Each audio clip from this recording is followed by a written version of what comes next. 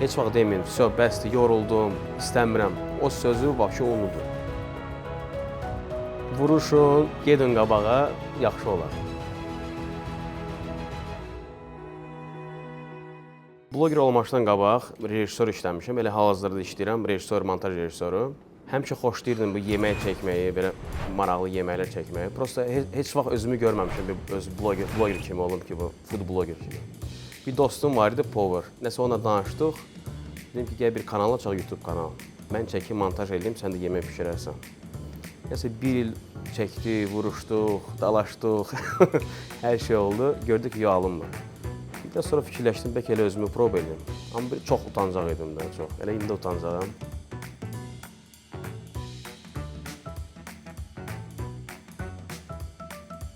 Ən birinci görmüşdüm o nənə baba bu sarıda. Orada bir dəfə mən bizə şirkətdən göndərmiş çəkilişə, elə belə onlardan intervyu götürməyə.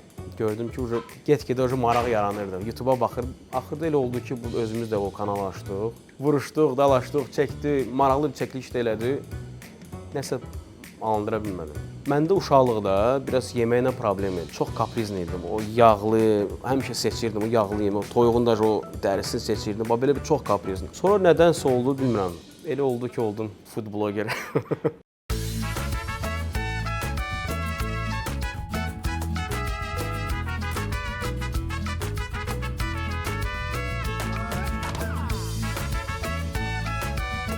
Mənim istirahətim o yeməkdir də. Oturum uşaqlarla, dadlı yemək olanda zövq alıram, dincəlirəm. Mənim dincəlmə elə budur. Elə oldu ki, uşaqlar zəng vurub, otura bir yemək yeyə. Bizim evin yanında da bir kababxana vardı maraqlı. Orada bu hava da kənd həyatıdır. Çöldə manqal, belə atmosfer superdir. Elə oldu ki, mən tez getdim. Bunları gözləyincə başladım çəkməyə. Manqalı çəkdim, onu çəkdim, bunu çəkdim. Uşaqlar gələndən sonra yemək gəldi. Bir-iki dəfə də nəsə çəkiliş elədim. Bir dostuma dedim, bir dəfə mən çək, bir dənə sözüm var, onu deyim. Antrikotu qaldırdım, kababı, dedim antrikotos. Antrikotos. Nəsə montaj elədim, paylaşdım TikTokda. Gördüm ki, 1 saat ərzində, yoxsa 2 saat ərzində 70.000 baxış oldu. Dedim, nəsə maraqlı. Elə davam elədik.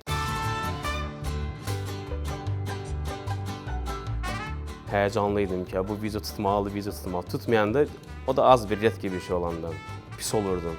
Öyrəşmişəm amma prosmotorlara bir 500, 400 min, 10 min, 20 min olanda deyirəm pisdir. Uşaqlar deyirəm, niyə pisdir? Məndə bəlkə 100 adam baxmır. 100 minə qalxdı, 200 minə, 300 minə deyirəm, yox, bu tema işdir.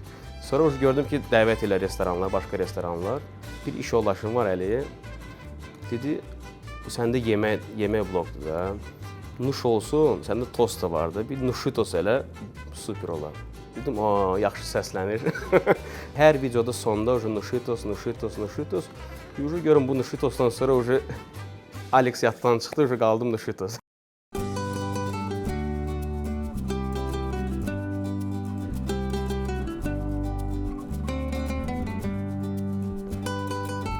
Birinci zəng gələndə dəvət elədilər restorana.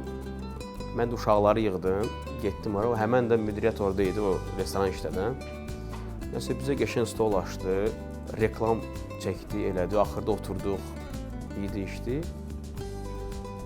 Axırda administrator yaxınlaşıb ki, siz zəhmət o kartınızı göndərin, pul ataq. Dostum deyir, ayıb da, bu qədər stol açıb bizə. Dedim, düz deyirsən. Birinci elə şeylərdə eləmirdim. Amma özləri deyir, yox, gəlib əziyyət çəkmirsə, görürlər də o əziyyəti də. Mən düzün desə, mən çağıranda 100 manatdan başlamışam. İndi izləyici çoxalıb, hamı baxır. İndi ondan çoxdur.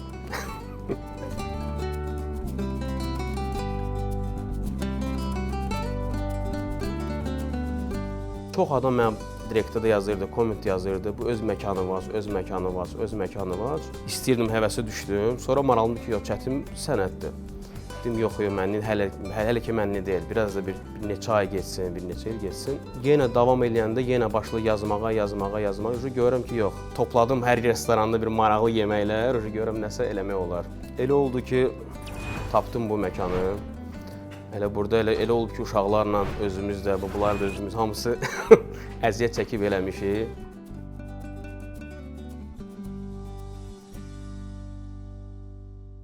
Mən izləyən food blogerlərə deyirəm ki, stop sözü deməyin, davam eləyin.